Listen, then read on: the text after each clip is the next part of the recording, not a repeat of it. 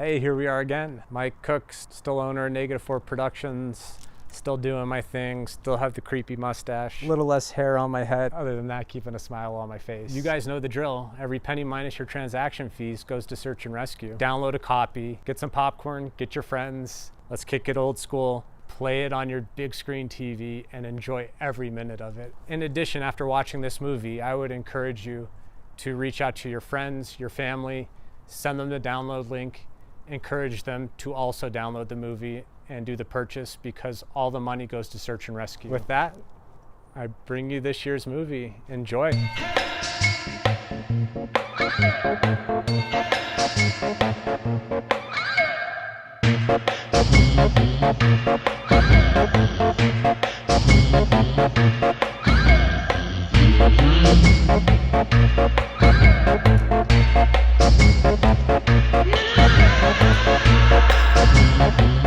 Do you remember that Fort non-blonde? Yeah, it's called What's Going On. Oh yeah, What's Going On? Yeah. What's going on? You have hunter's eyes. In my sight, The way we move all night. The reason to come to Moab is adventure. I mean, that's what it comes down to. It is always an adventure out here.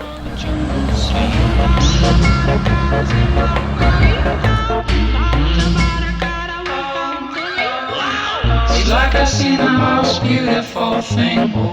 It's like I've seen the most beautiful thing in the world. And I just need somebody to love. And I just need somebody that looks like you. It's like I've seen the most beautiful thing.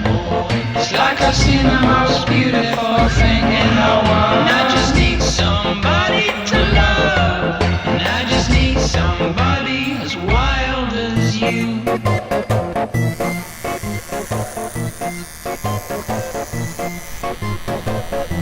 Look good? Consistent with last year?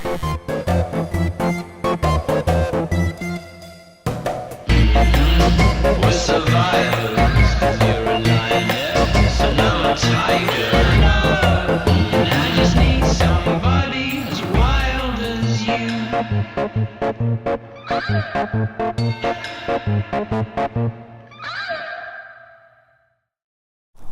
You want me to take my glasses off? Are you guys serious? But my glasses are like a staple of who I am. I mean, without my glasses, no one's gonna recognize me. You happy? Here we are again, right?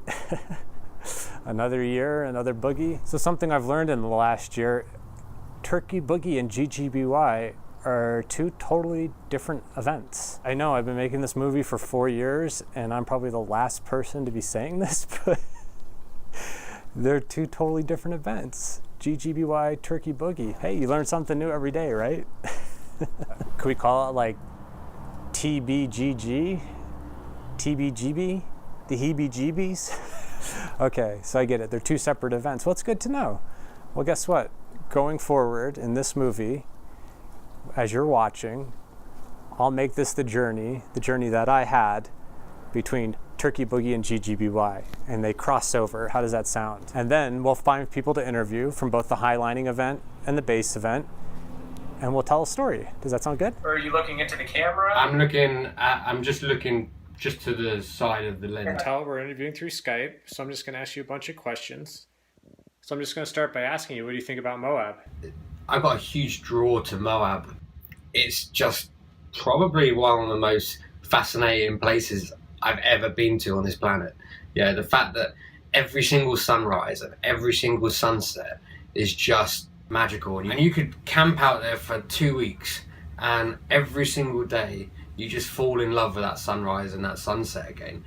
I was never an adrenaline junkie kid who wanted to like do scary stuff. In fact, I'd never been on a roller coaster until I joined the army. So at 16, when I joined the parachute regiment, I'd never been on a roller coaster because I'd been scared of it. 3, 2, 1, Turkey Boogie.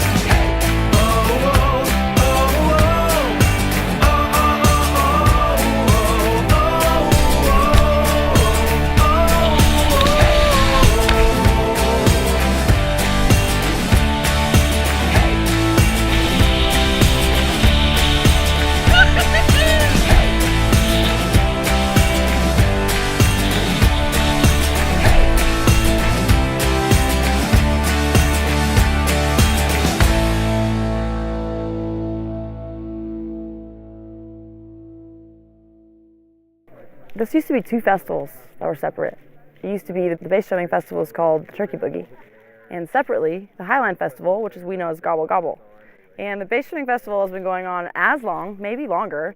So the two things kind of came together in this crazy way, and our festival just grows exponentially. And the more it grows, the more resources there are, so the more we have to share.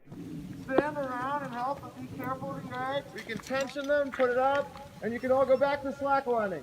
What do you think? Yeah! Okay, so if you guys can help on that side with those two anchors, if you guys want to go to those two anchors, that would be awesome. And then if a couple people can stay with me, we can move the net. So the reason to come to Moab is adventure. I mean, that's what it comes down to. It is always an adventure out here. they're trying to tension it with pulleys rather than just pulling the line tight and then clipping it in. You have four-wheeling and kayaking and base jumping and paragliding and skydiving and rock climbing and canyoneering and artifacts and like all sorts of like archaeology and I mean anthropology and everything out here. Having all of that provides a platform for incredible adventure, and that's what people seek in life is kind of adventure and purpose. And I feel like when people need to find purpose, sometimes like getting away from it all and going to a cliff edge and having that like stomach dropping feeling of seeing the abyss and everything and how big everything around you is and how small your life in comparison is. And I feel as if it's something that's very special. Love makes you do the stupidest and most absurd and most profound things. And when you love something, you can't explain it sometimes. It's just a gut feeling you get. And when you love the feeling of adrenaline, when you love the feeling of the rush, when you love the feeling of letting go, you can't tell someone stop that. But you can have kind of a rhetoric with yourself where you can try to control your own energy. And controlling your own energy is very hard sometimes because a lot of the people who do these sports, a lot of the people who push themselves to these areas have very high energies, addictive personalities, where when they do something they can't stop until they've done it to the point where they want to. Okay guys, it's time to open up the portal! Jimmy's dad, we got Jimmy, we got myself. Wish us luck!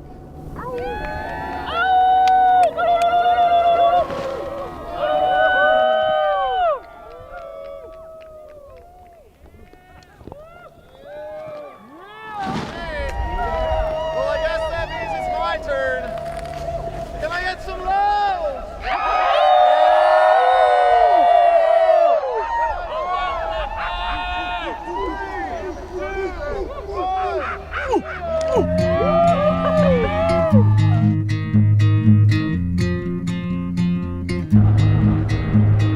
You make me feel like I've come home. You've got a beautiful soul. If I'm feeling alone, I just remember your song. Oh, oh,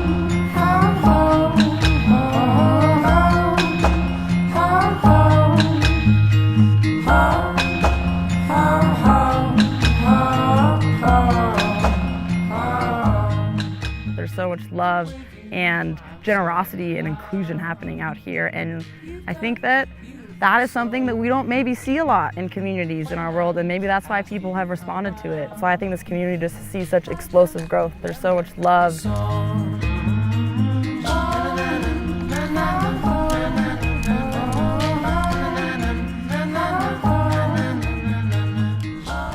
Secret squirrels, baby. All right, gobble, gobble. 3, 2, 1, see ya.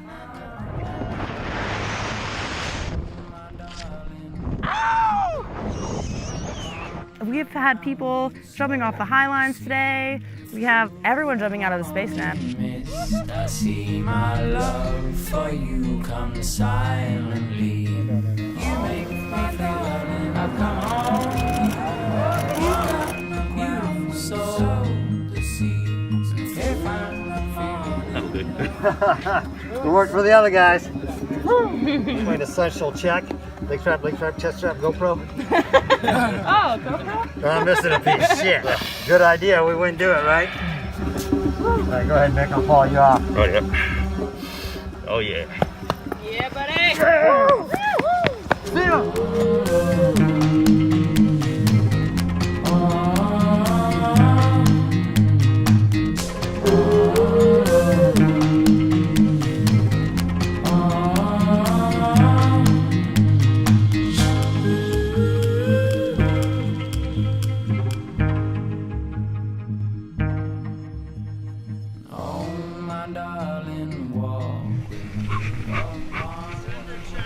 Ready? 3, 2, 1, see ya.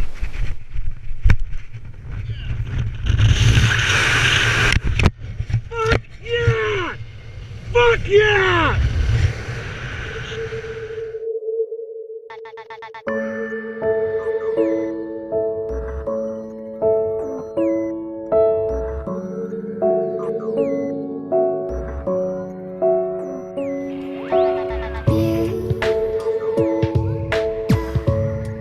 Thanks, guys. Love you all. I don't know how to do the heart thing. How do you do the heart thing? Like this? Yeah. Base jumpers have an appreciation for life that most of us would do anything to get. And that's kind of the paradox in all of this is it's easy to stigmatize something that we don't truly understand, like base jumping. At the same time, as I've gotten to understand the community and the people behind it, I see why they do it. And I also see how it changes their life for the better and gives them this fire and this passion to want to live life to the fullest every day, no matter the consequence. And that's hard to grasp sometimes, right? As a human being, you want to do everything you can and do it at your best, but maybe you don't want to get burned. And that's understandable. But I feel like there's something to be said for people who face their fears every single day, no matter the consequence.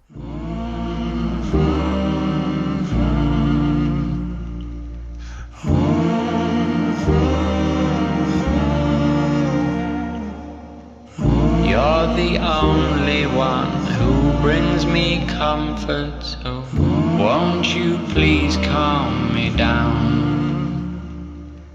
And if I tell you I'm worried, won't you please calm me down? And all those times that you've carried me home.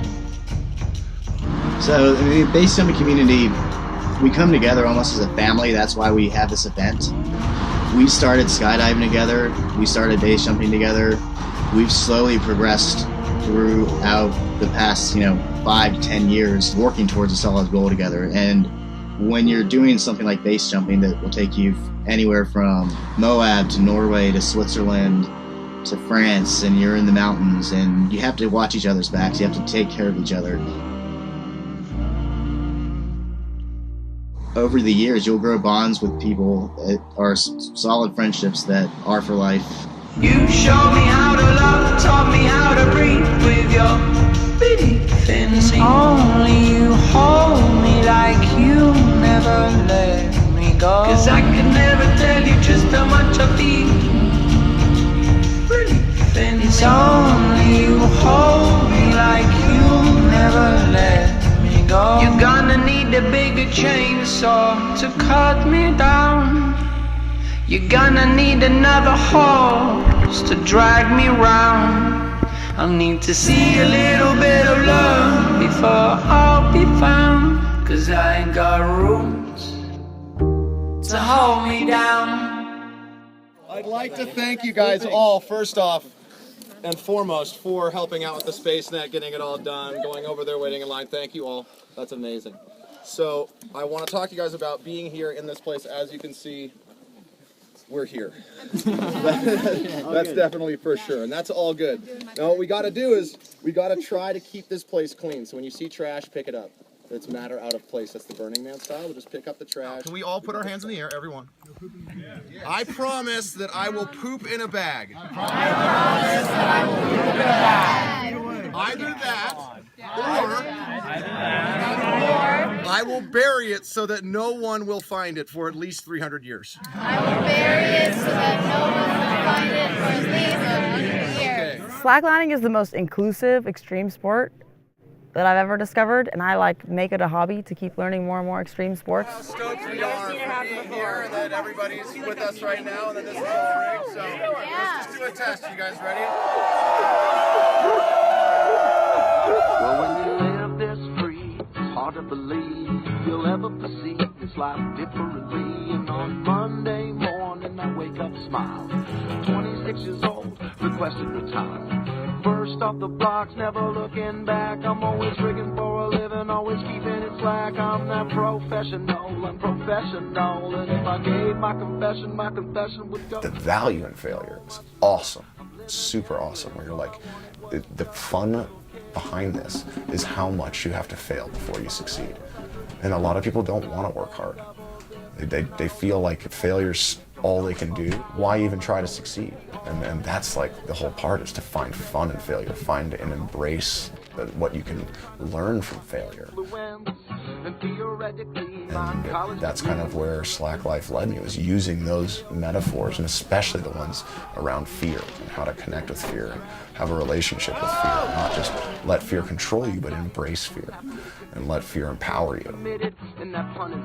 That kind of gets a little bit to the heart of it. You're exposed, literally when we're naked, we're exposed. We're unsafe. We're like, it's just us and the world, and there's nothing in between. And so when you get out into the center of a high line, it's just you and the air, and there's nothing else. And so in that sense, you're exposed. It's this sense of being away from everything safe really far. I have a joke about exposure. It's, what do you call a naked highliner? Overexposed. They call me insane, they call me afflicted. Well, the truth always hurts, and your lies are so twisted. You can't fake it to make it. Yeah, I think fear comes into play because it keeps you safe. I think not having fear would allow people to do things that they probably shouldn't be doing. All right, Andrea, whenever you're ready. Knowing what the right kind of fear is to overcome, and making sure you're not losing your proper judgment because of the fear, and not let that fear push you one way or the other. No worries. Just make sure you give me a count whenever you are.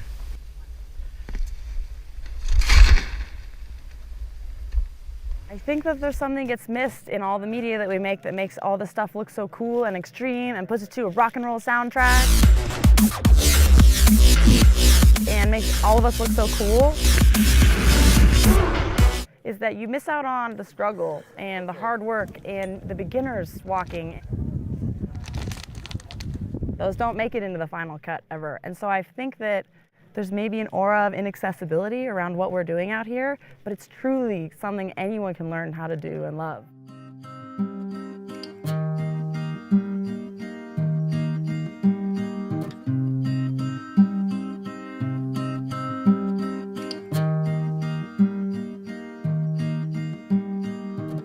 Slacklining is about sharing. Like, it's even from when I knew nothing about high lines, had never come to Moab, had just started walking lines, like I knew it was the unspoken rule of slack lines that if you rig a line, everyone who comes by who wants is of course invited on. And that's what I find the most satisfying thing out of everything that I've ever done in slacklining, is the ability to connect with people worldwide. And that's how Slack Life became a thing, was because so many people connected with the metaphor of slacklining. But not only that, the sport of slacklining, the practice of slacklining. It's so straightforward. Point A to point B, literally you walk straight forward.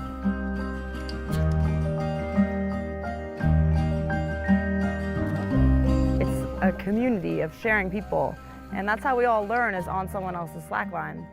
And I think that in Moab, it's really exciting, especially this festival, because we have two magical factors. We have a community who's like one of their main principles is the idea of sharing and learning, teaching and welcoming. And then we have, from nowhere, I never would have guessed it, about 1,000 people who are dying to be welcomed into that community. Where Slack Life is living your life every day just like you're walking a slack line. You take one step at a time. You focus on your breathing. You connect spiritually, you connect emotionally.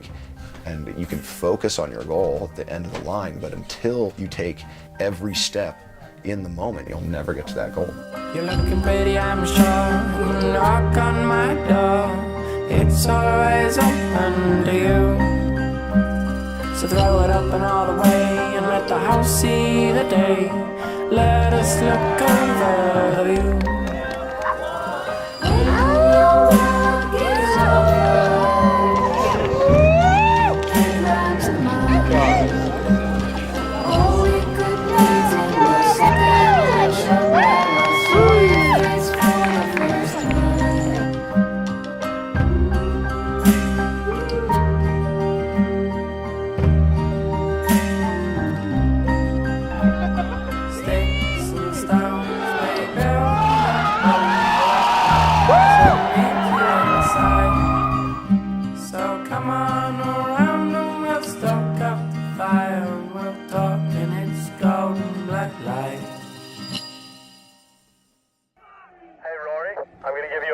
At 10 seconds.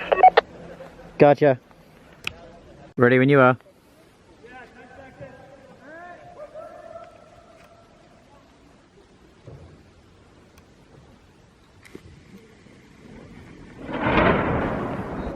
Shit, shit, shit, shit.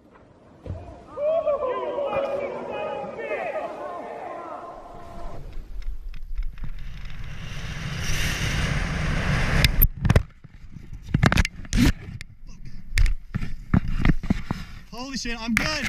I'm good. Hank, are you okay? I'm good. I'm not hurt. You should be. There are risks to this sport, but you know, like me, I believe that I'm trying to eliminate as many of those risks as possible by trying to base jump safely. You're in a good spot, sit tight.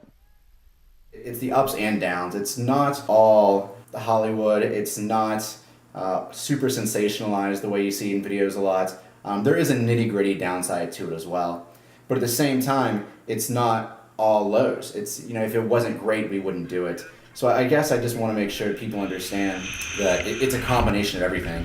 The highs we experience are so high, but the lows we experience are so low as well. I think base jumping in itself is just a journey. It's not just the jump. The jump is the excuse for the journey. What I like about it is the adventure. You go somewhere that life would not have taken you for any other reason. Why are we set out to accomplish this thing? What are we doing here? What's the goal? And it's really just challenging ourselves and then enjoying each other's company as well. Yeah, Rook! Woo! Woo! That's how you do it! I don't think I ever wanted to be a base jumper. I just wanted to experience a base jump. So what do my parents think? So here's how the cat got out of the bag. Of course, I posted a picture on Facebook, and my mom and I are friends on Facebook. I was like, all right, it's up there. More than the fear from base jumping, I was terrified how my mom would react. My parents were not impressed. It's actually really not funny. I called my parents' house. I kind of like slid it in there, I think. The weather's great. I kind of went base jumping. I don't even know if you can make it out. Like I tried to mumble everything so it kind of blended together. Yeah, it's crazy. It's cold in the morning, bitter cold, but you know, when the sun comes out, it gets a little warmer, so that's nice. So I kind of went on a base jump today. He's like, what? You were like filming? I'm like, yeah, I film. That's what I do, right? I film base jumping. And then it was like, yeah, I filmed it and I like kind of did a base jump. Well, no, yeah, I film, I filmed, but like actually kind of did a base jump. Well, I didn't do anything other than fall. It's just like a tandem thing, just like skydiving. It was as if like they wouldn't know or hear it very clearly, which they did. So, yeah, wait a second. It's not as crazy as it sounds. All I had to do was just like strap in and then fall. Like I didn't have to do anything. It was safe. I'm fine. He took it as well as you could expect, but then. Is that Mom? Oh man.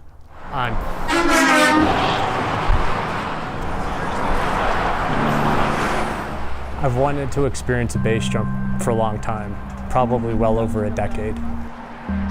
Fast forward 10 years and now tandem base jumping is a real thing. In interviewing other athletes, I hear the word exposure a lot. Being up there on that plank, being able to see everything in front of me and really to lose sight, literally and figuratively, just of everything behind me. I was exposed. And it was actually a really cool feeling. It was very scary, but it was I never felt that kind of peace before. It was just, I find it ironic because for a living, I interview base jumpers and extreme athletes. And so many times I've asked the question, what does it feel like? What does it feel like? Tell me what it feels like. And here you are asking me that question, what does it feel like? It's not really something that can be put into words. To say I was scared would be an understatement. I was terrified. To be able to base jump was something bigger. It was a metaphor to not just the fear of free falling, it was the fear that I have in my life. We talk about fear a lot. Fear is a big part of life. It's a really big part of life. We succumb to fear, and I think we do it a lot. So you can see your hands are shaking, you just breathe in, breathe out, typical relaxation stuff. The hardest part is simply going to be swinging out.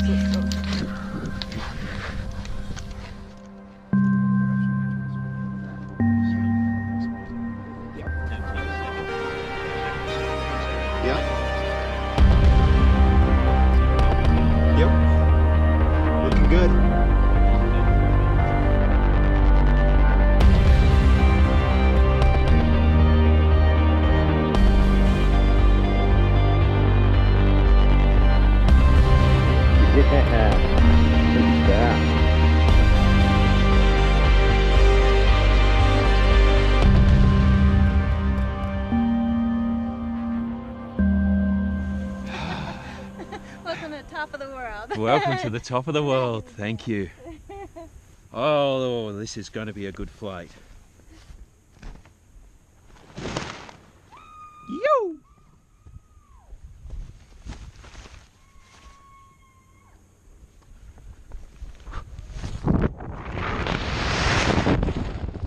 Yeah! Woo! Wow! Woo! Whoa! Oh my God, look at that! Wow. Wow. Wow. I find that a lot of people here who are looking for inspiration and looking for purpose and looking for all of these things, it's like when you come here, there's tail ends of entire lives that you could live here that are just hidden everywhere, where you find something that you love and you can do it forever here. Yay! Woo! Wow. So cool. Oh my God. Really, have you ever had a canopy flight like that? Huh? I have not. Ever had a canopy flight like that? Winning. Yeah! Are you scared when you jump, man? Oh yes, I do not have a poker face for base jumping.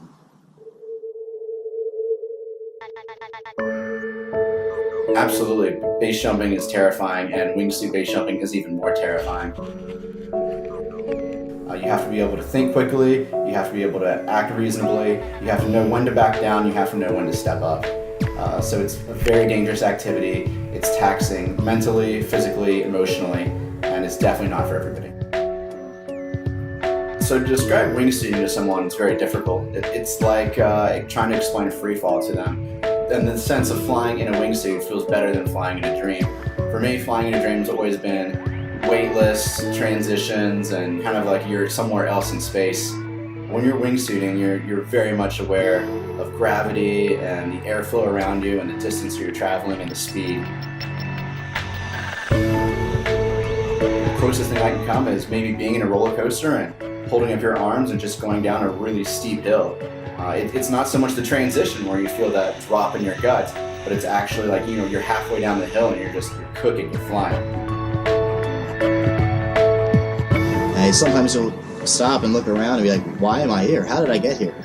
What life choices did I make to get myself on this little rock on the side of this mountain where I'm holding on with just one hand to some little piece of rock that might break off?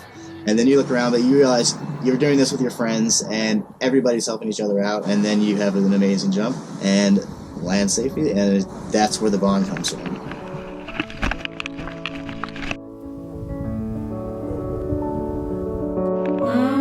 Now I know how it feels to hold pure solid gold.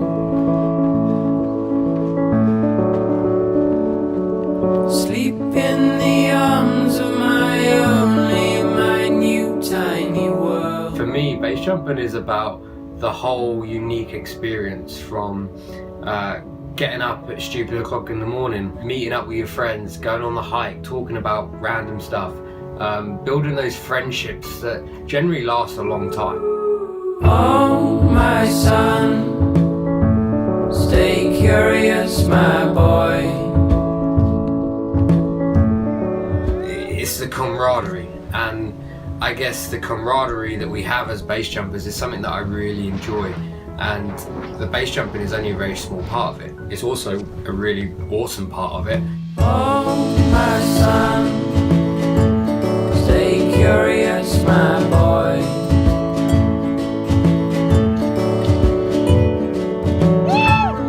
Just outside your door, so I come back to Turkey Boogie every year just because it's such an amazing cause. Turkey Boogie, we're raising money for search and rescue. The search and rescue do such an amazing job, especially out in Utah where it's really hard, it's remote. This is such an amazing event that raises money for these people, and you know, we're giving back and we're showing them that we appreciate the job that they do. Nice work. Way to fuck that one up, Wheeler. Hey, dude. Yeah, man, I think that's good. Cool. Sounds good. So that was all over the place. Maybe. No, it wasn't, man. That was actually really cool to hear. Thank you. That was fun. That was perfect timing. But yeah, that's it. Thanks, man. No problem, dude. So It's good. Well, until next time, take care of each other, take care of yourself, and as long as we all make a commitment to do that, I think we're gonna make it.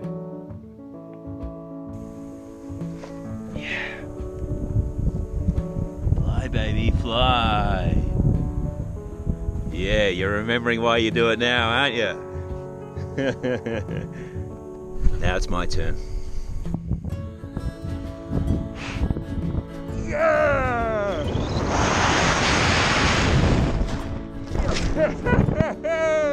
Oh my son, stay curious my boy.